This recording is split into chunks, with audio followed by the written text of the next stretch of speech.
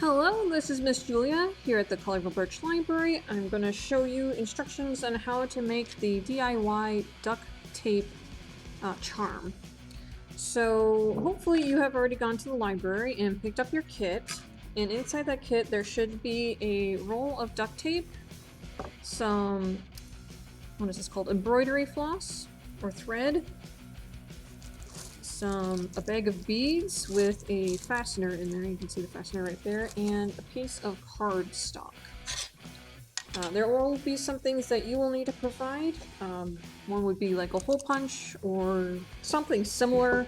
You might be able to get away with like an X-Acto knife or maybe even scissors to sort of poke a hole so you can get your thread through.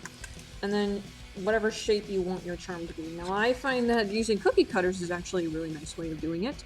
You can also print off a shape from like the internet and trace that out, or you can just freehand your own shape. So we're going to start off making the actual duct tape charm.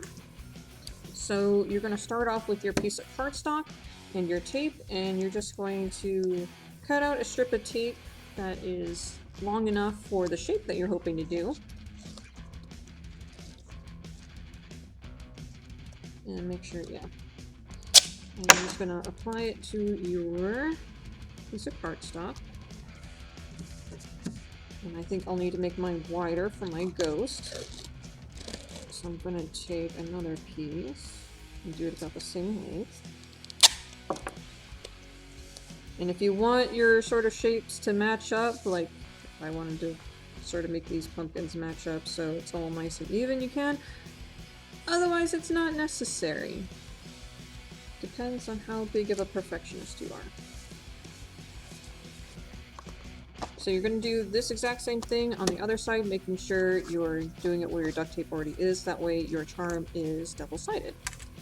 So just do that again. I might fast forward this a little bit.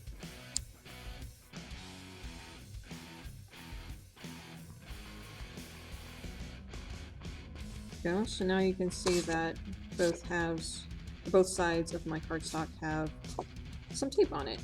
And then you're going to take your shape and you're going to lay it down on your duct tape and you'll trace it out. Of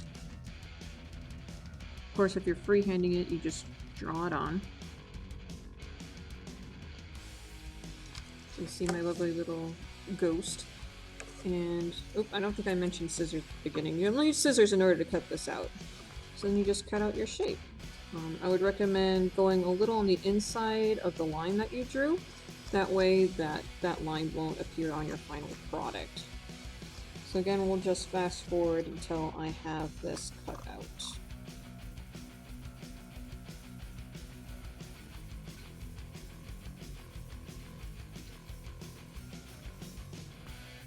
So eventually you'll have your shape cut out. You can make adjustments as you want. I'm trying to emphasize the arms a little bit more so it looks like he's going boo rather than just sort of this three-headed blob. So from there you can punch out the hole at the top. Make sure you go down at least a little bit. You don't want it too far towards the top, otherwise it's just going to rip and you won't have a charm anymore. So go down at least a little bit. And punch your hole. There we go. So next up we need to make the sort of the keychain part. So you're going to take your embroidery floss and measure out about a foot. If you don't have a ruler, that's about from your fingers up to the inner elbow. So I'm just going to measure it out that way. And you'll cut off that piece, so you have about a foot. This might be a little bit longer, that's fine. Better to have longer than shorter. And you're going to grab the fastener from your bag of beads. Maybe, there we go, put this guy here, and you'll thread your embroidery floss through and fold it in half, like so. And then you're going to choose your beads and you're going to start stringing through both threads. So for instance, if I wanted to start off with like a black star, I would thread it through both ends of my embroidery floss and then just put it up, and you'll keep doing this until you get the pattern or look that you like. So more speeding up.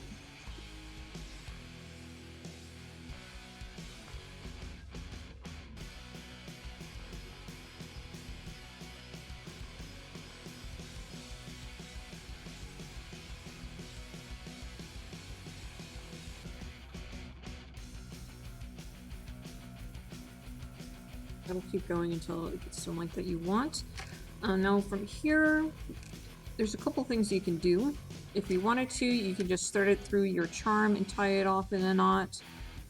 Or if you want this sort of little extra length between the charm and your beads, you can tie a bunch of knots until that bottom bead won't go through. Now, because these are pony beads, some of these are pony beads that have a lot larger sort of hole in them, which means you're going to have to tie a rather large knot in order for that to work. It can be a bit unsightly, maybe it's not the look that you're going for. I did try and include beads that have a smaller hole in them, so it won't take as many knots to make it secure. Of course, with that smaller hole, it becomes harder to get the thread through because it is a longer or thicker thread. So you might need to get a sewing needle in order to help you out. I've also heard like pipe cleaners might be able to work sort of as a makeshift needle. So why don't I actually grab a needle really quick and I'll be right back. Okay, I don't actually have a needle. That's okay. We're gonna see if the pipe cleaner way works. So there's a way that you're supposed to sort of twist the pipe cleaner around your thread. So it kind of will that work? Hopefully. And then you can stick it through like so. Actually, I have it like that. We'll figure this out. This is why I have a master's degree, right? To be able to problem solve. I can twist it around. There's some way to do this. So I don't remember how to do the pipe cleaner method, but there is a way. It's online. You can Google it. But I was able to get one thread in just by doing it normally. Hopefully I can get the other one. So I prefer it both were through. Otherwise I can just tie it with one.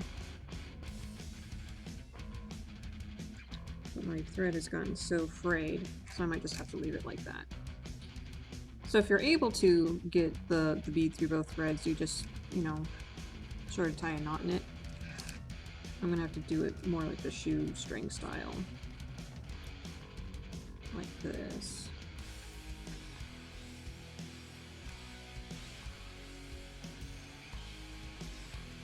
I'm gonna double knot it to make sure it stays.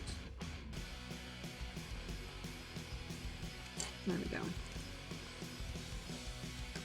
So now that we have the bead part all done, we can take our charm and we can thread the string through the charm. And then we can tie a knot in it. And however far you want your charm to hang, that's how long you'll want your, or how far you want your knotting. So I don't want to hang too much. Like that. Perfect. And then you can cut off the excess. You might notice too, I actually have a little bit of cardstock showing, so that's easy enough to fix. You just take a bit of your duct tape and just patch the spot. I think I did the same thing on my music note 2 example. So I can just fix that spot very easily, like so. Ta-da! Perfect.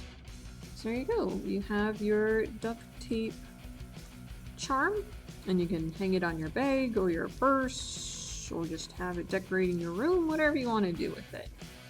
So there you go. Nice, easy sort of way to customize your school gear. I hope you enjoyed this take and make project, and will join us for more take and makes in the future. Other than that, I hope you all stay safe, stay healthy, and enjoy the rest of your day. Bye!